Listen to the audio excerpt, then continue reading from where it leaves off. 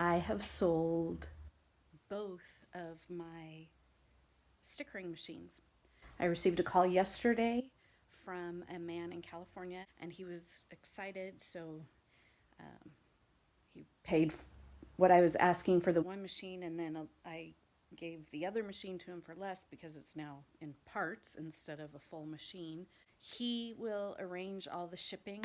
That was part of the deal. I had someone from Florida that was interested.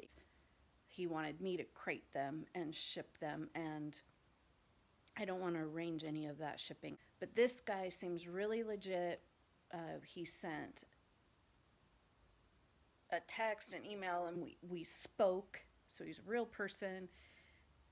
And then he followed up with an email detailing what we discussed and the price. So it's all in writing. And so, anyway, I'm very excited. Well, I'm trying not to be very excited, but I am excited that the space I'm going to create in here, I've really got to get rid of some of this stuff. So, free. I got them for free from the job that I used to work at that went out of business after COVID hit.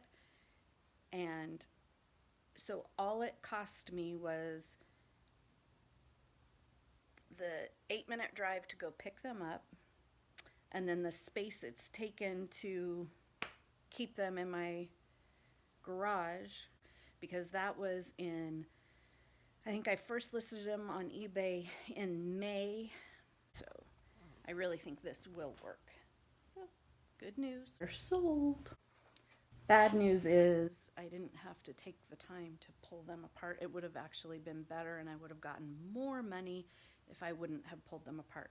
And I don't know if you watch my other video about the machines, the reason I pulled them apart is because they weren't selling, and so I was going to try to sell just the parts.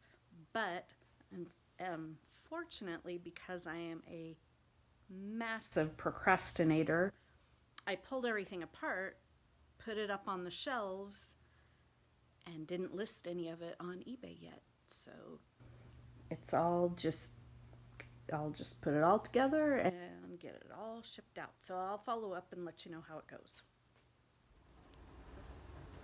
I wiped up the machines a little bit, made them a little bit cleaner looking.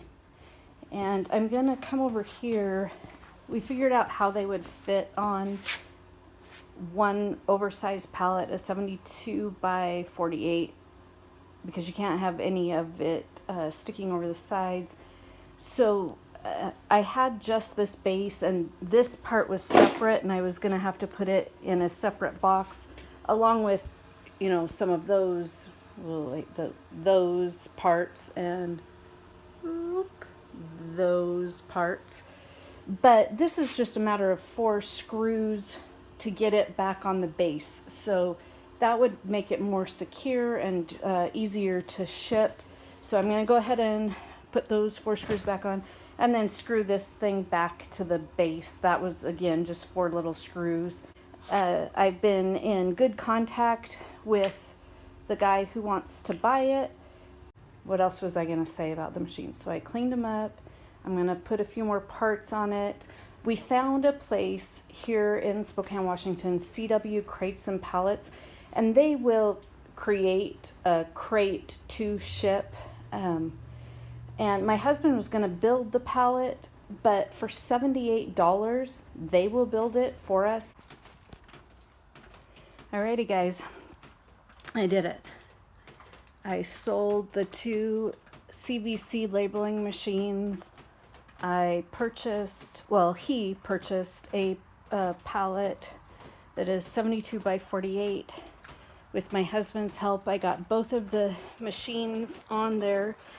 We went and bought just some cheap straps, ratcheting straps from Harbor Freight, so that we could ratchet the machine down so that they won't move.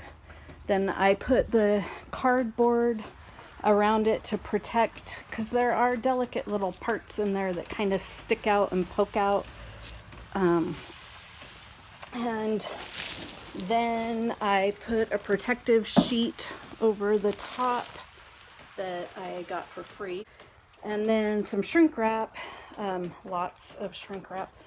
My husband had a roll out in the shop. He doesn't even remember where it came from. So I finished off the roll. It looks pretty, wow, it looks really good. It feels really solid. The corners look pretty good. So I'm gonna send the pictures to him of how it looks. He's gonna send me a bill of lading, and I've already been paid, so it's all good. Woohoo! There it goes.